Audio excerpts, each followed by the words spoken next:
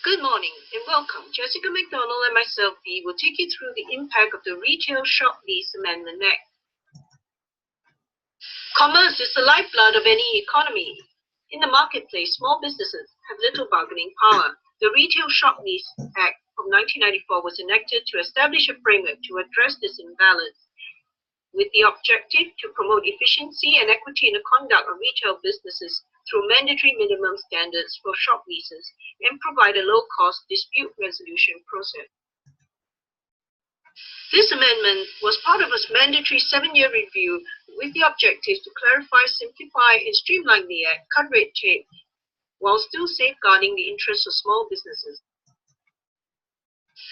After a 6-month grace period, the Act commenced on the 25th of November 2016.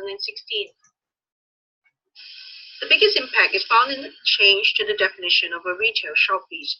Shops larger than 1,000 square meters and businesses run by landlords are excluded. Likewise, non-retail businesses located in areas where less than 25% is used for retail purposes, common areas, ATMs, and vending machines are also excluded. This allows more freedom of contract, less red tape, on the basis that owners of larger premises are more able to look after their own interests. The other big area of change lies in disclosures. Minor lessees, state, commonwealth, and governmental lessees were allowed waivers of disclosure periods, while the process is simplified for major lessees. Requirements for disclosure statements have been rendered less onerous and only defective if materially incomplete or misleading. In that event, the lessee may terminate the lease within 6 months. On the other hand, there are more pre-lease disclosure requirements for lessors to give sub-lessees, franchisees, even sitting tenants opting to renew. In a new safeguard for buyers, assignors have to give assignees a disclosure statement and copy of the current lease prior to a contract of sale. In the event of a tenancy dispute, the lessee can apply the QCAP for disclosure statement. It may be a disadvantage to lessors where rent is calculated on the basis of turnover. Their turnover certificates and audited turnover statements are no longer required. In addition, lessors who seek contribution from lessees for outgoing costs will have to specify the mode of payment, itemize the cost, failing which lessees can refuse to pay. Similarly, lessors who require lessees to pay for promotion or advertising will have to make their marketing plans known 1 month before the start of each accounting period, itemize the costs, and carry forward any unspent amounts. There are further changes that impact conditions lessors impose on lessees. The lessor can only hold the lessee liable to refurbish the lease shop during the lease term where the lease gives sufficient details of the nature, extent, and timing of the required refurbishment. In addition, a lessor can permit but not require a lessee to open outside core trading hours.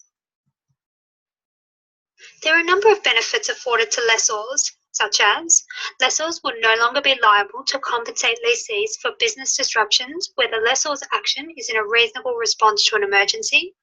Further, compensation to lessees will be able to be limited for anticipated disruptions to businesses that occur within 1 year of entering into the lease, provided required details are given before the lease is entered.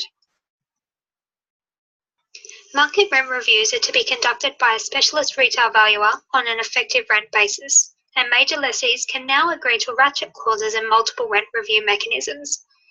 Although the lessor is liable to pay all associated costs of the lease, where a lessee fails to sign a final lease, the lessor can require the lessee to pay for any reasonable costs incurred for the preparation of the lease.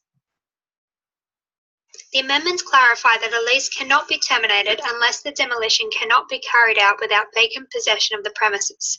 The definition of a demolition has been amended to include repair, renovation, and reconstruction, and will no longer be qualified by such matters needing to be substantial. Under the Act, the lessor is now restricted to moving the lessee's business to an alternate premises within the centre. If the lessee does not wish to be relocated and instead wishes to terminate the lease, then the lessee must give the lessor at least 1 month's written notice. In addition, the loophole which arose after the last substantial amendment to the Act has now been addressed, so that the grantor, as well as an assigner, will be released from any liability under the lease resulting from a default by the assignee, provided the disclosure regime has been complied with on assignment. In summary, the amendments improve the efficiency of the Act, reduce red tape, align with equivalent legislation in other states, provide for less onerous disclosure requirements. In addition, lessors benefit from the ability to recover lease preparation costs where lessees do not proceed. Lessors are no longer liable to compensate lessees for business interruption due to emergency. Lessee compensation is limited for anticipated disruptions, and it clarifies refurbishment and retrofitting provisions. We have provided a list of the key legislation governing retail shop leases, in particular the 2016 Amendment Act and regulations. Further information regarding retail shop leases can be found on the Queensland Government website. Thank you for listening.